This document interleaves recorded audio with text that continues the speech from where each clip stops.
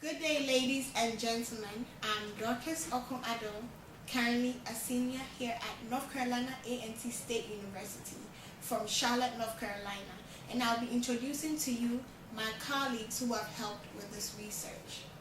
They are Nathan Kemp, senior history student, Marcus Mitchell, junior business student, Ruba Nabingi, a freshman journalism and communication student with a concentration with multimedia, and Sephora Moore, freshman nursing student. We are students in World History 130, the world since 1945. And so today we'll be discussing and focusing on automotive trade with America and Japan and how it is causing our economy to suffer. We'll be discussing the history of trade.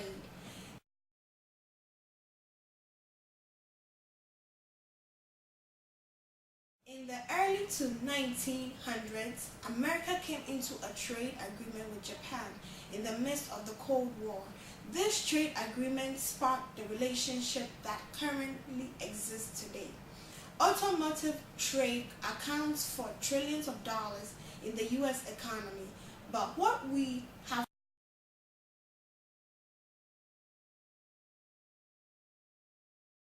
found is that we are importing more Japanese cars than American cars being exported to Japan. Our research, we have found that this is causing a great deficit in the U.S. economy, known as trade deficit. In 2009, when the auto industry was bailed out by the U.S. government, many blamed the CEOs of the companies. But through our reading, we have concluded that the imbalancement of trading has created a hole in the economy system of America. This hole can be attributed to many things. One in particular is size. In America, in Japan means loud gas guzzlers whose big engines attract a high ownership tax. According to the New York Times article, the average 2007 mid-size SUV has grown 10 inches in length, 4 inches in width, and gained 474 pounds over the past decade.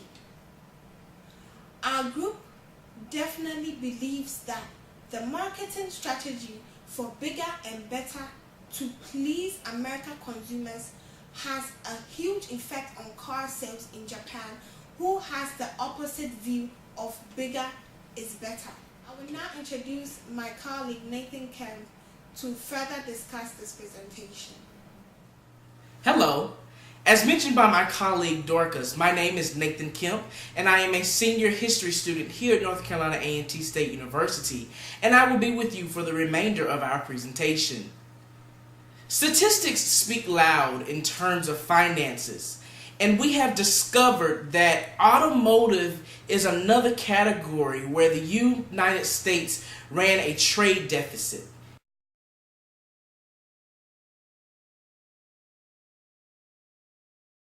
This is a statistic coming from 2012.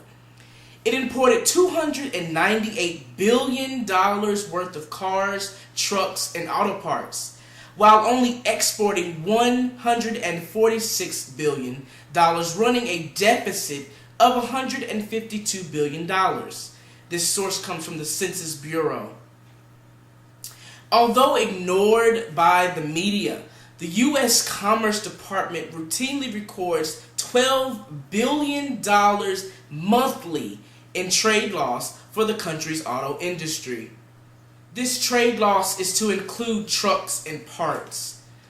And it rose annually in this 2012 study to a world record of $146.9 billion. Small U.S. trade surplus in goods and in services have turned into an unbroken torrent of 30 consecutive annual deficits that now total an astounding $9 trillion, of which $7.7 trillion is for manufactured goods. of which 1.7 trillion is from the automotive industry. So we say that if the U.S. is exporting more goods than it's importing, it's outsourcing labor to other countries, then the working class American loses the opportunity to grow in a very lucrative industry.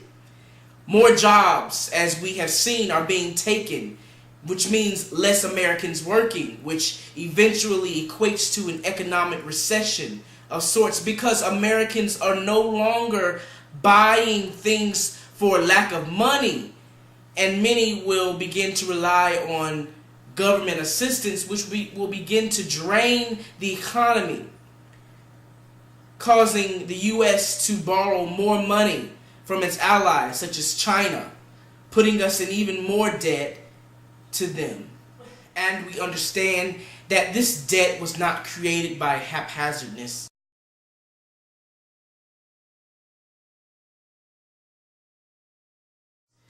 But because there was a reason and an issue with American cars.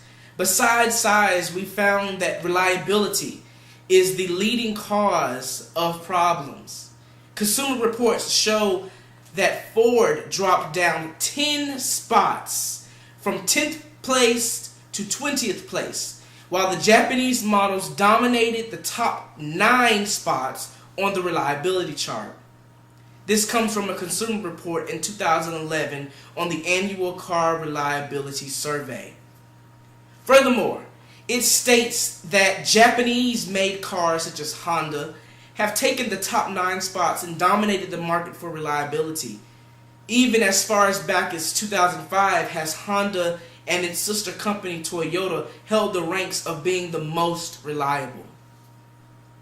So to this, we have concluded that when purchasing cars, consumers want a car that will last for usually at least 5 to 7 years.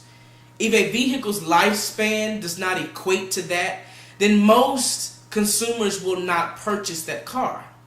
Which is why Japanese cars such as Honda and Toyota do so well. Not only are they fuel efficient, but they hold a longevity value that most American cars have yet to find. You may be asking yourself, with all of this research and all of these problems that you have found, what is your solution?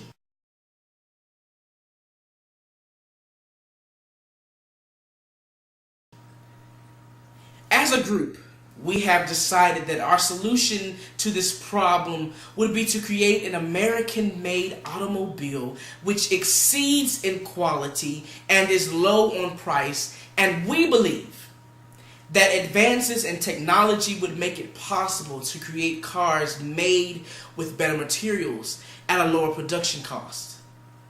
If we can create a car that is comparable to a Honda Civic in style, efficiency, cost, maintenance, and reliability, then we can solve this problem. Now, instead of importing Japanese cars in excess, we can sell American cars to American consumers, thus reinvesting into the economy, thus allowing us to move out of an economic deficit. Through our research, we have discovered a number of solutions. But this is just the solution that we feel as a group would best benefit the American people.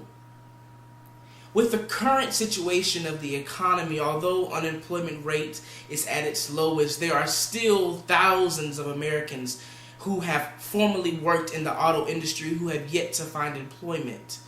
With the bailout in 2009 by the government, many faced hard economic struggles, and we believe as a group that if America would begin to reinvest, rethink, and requalify and rebrand its name, its market, its ability, its agility, its reliability, then we can begin to find ourselves on top yet once again and out of the shadows of countries such as China and Japan. And we know that we can produce a vehicle with such qualities. Again, my name is Nathan Kemp. I am a senior here at North Carolina Agricultural and Technical State University. And thank you, and have a great day.